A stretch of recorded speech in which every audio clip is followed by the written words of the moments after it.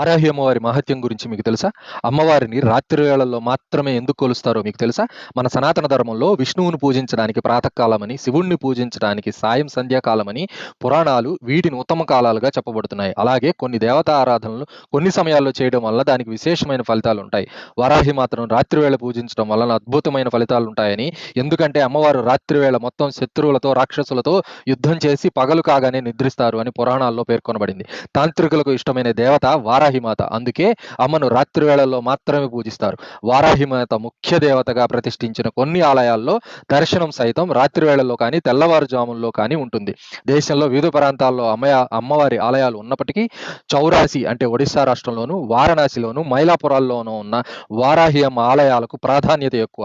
మన పురాణాల ప్రకారం శక్తికి ఉన్న 7 ప్రతిరూపాలే సప్తమాతృకలు అంటారు. వారాహి మాత కూడా సప్తమాతృకల్లో ఒక అమ్మవారు. వీరే బ్రాహ్మి, మహేశ్వరి, కౌమారి, వైష్ణవి, వారాహి, ఇంద్రాణి, చాముండి. దుష్ట శిక్షణ కోసము భక్తులను కాచేందుకు ఈ సప్తమాతృకలు సిద్ధంగా ఉంటారు. పూర్వం హిరణ్యాక్షుడనే రాక్షసుని సంహరించి భూలోకాన్ని ఉద్ధరించి విష్ణువు అవతారమే వరాహమూర్తి. ఆ వరాహమూర్తికి ఉన్న స్త్రీతత్వమే వారాహి అంటారు. దేవి భాగవతం, మార్కండేయ పురాణం, వరాహ పురాణం వంటి పురాణాల్లో అమ్మవారి ప్రసక్తి కనిపిస్తూ ఉంటుంది.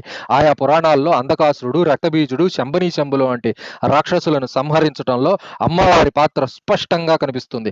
వారాహి రూపం ఇంచుమించు వరాహమూర్తిని వలె పోలి ఉంటుంది. అమ్మవారి శరీర ఛాయను నల్లని మేఘవర్ణంలో ఉన్నట్లు పేర్కొంటారు. సాధారణంగా ఈ తల్లి వరాహముఖంతో 8 చేతులతో కనిపిస్తుంది.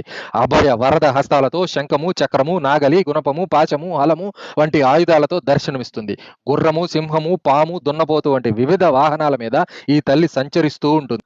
శ్రీ లలితా త్రిపుర సుందరీ దేవి సైన్యాధిపతిగా వారాహిదేవిని వర్ణిస్తారు. దండనాథ అనే పేరుతో కూడా అమ్మవారు పిలువబడుతుంది. అందుకే ఈమె ప్రస్తావన లలితా సహస్రనామంలో కూడా కనిపిస్తుంది. ఆ లలితాదేవి తరపున పోరాడేందుకు కాదు, భక్తులకు అండగా ఉండేందుకు కూడా ఒక గొప్ప యోధురాలిగా అమ్మవారిని కొలుస్తూ ఉంటారు. ఈమెను ఆరాధిస్తే జీవితంలో ఎదురయ్యే అడ్డంకులన్నీ తొలగిపోతాయని, శత్రుభయం ఉండదని, జ్ఞానం సిద్ధిస్తుందని, కుండలిని శక్తి జాగృతమవుతుందని తరతరాలుగా భక్తులకు నిలిచి ఉన్న నమ్మకం. వారాహిదేవి పేరు మీద ఉన్న మూలమంత్రాలను కానీ, అష్టోత్తరాలను కానీ, కవచాలను కానీ పఠిస్తే సకల జయాలు సిద్ధిస్తాయని భక్తుల విశ్వాసం.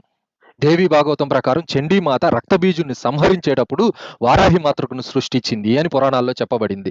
వారాహిమాత తన సైన్యమైనటువంటి రథ, గజ, తురగ, పదాది దళాల సహాయంతో మనలో ఉన్న మానసిక వికారాలన్నింటినీ నాశనం చేసి జ్ఞానం అనే సేద్యానికి అంకురార్పణ చేసి ధ్యానం అనే కుండలిని శక్తిని పెంపొందిస్తూ ఉంటుంది.